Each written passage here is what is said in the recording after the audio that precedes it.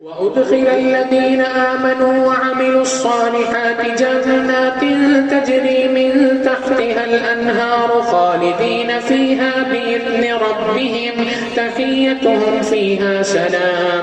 ألم تر كيف ضرب الله مثلا كلمة طيبة كشجرة طيبة أصلها ثابت وفرعها في السماء تؤتي أكلها كل حين بإذن ربها ويضرب الله الأمثال للناس لعلهم يتذكرون.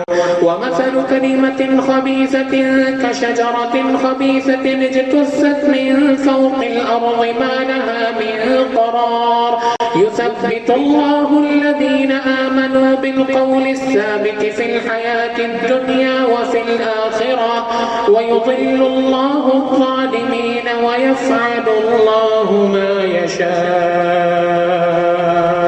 ألم تر إلى الذين بدلوا نعمة الله كفرا وأحلوا قومهم دار البوار جهنم يصلونها وبئس القرار وجعلوا لله أندادا ليضلوا عن سبيله قل تمتعوا فإن مصيركم إلى النار.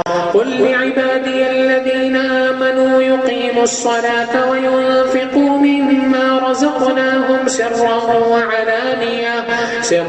وعلانية من قبل أن يأتي يوم لا بيع فيه ولا خلال. الله الذي خلق السماوات والأرض وأنزل من السماء ماء فأخرج به من الثمرات رزقا لكم وسخر لكم الفلك لتجري في البحر بأمره وسخر لكم الأنهار وسخر لكم الشمس والقمر دائبين وسخر لكم الليل والنهار وآتاكم من كل ما سألتموه وإن تعدوا نعمة الله لا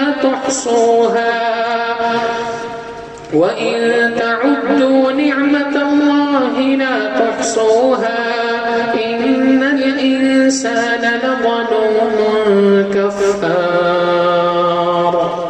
وإذ قال إبراهيم رب اجعل هذا البلد آمنا واجنبني وبني أن نعبد الأصنام رب إنهن أضللن كثيرا من الناس فمن تبعني فإنه مني ومن عصاني فإنك غفور رحيم.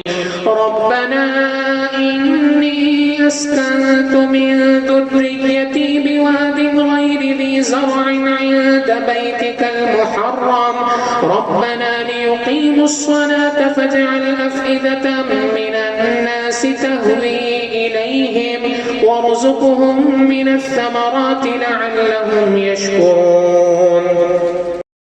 ربنا إنك تعلم ما نخفي وما نعلن وما يخفى على الله من شيء في الأرض ولا في السماء.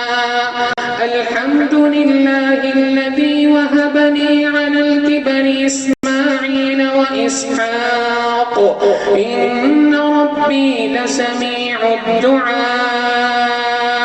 رب اجعلني مقيم الصلاة ومن ذريتي ربنا وتقبل دعاء. ربنا اغفر لي ولوالدي وللمؤمنين يوم يقوم الحساب.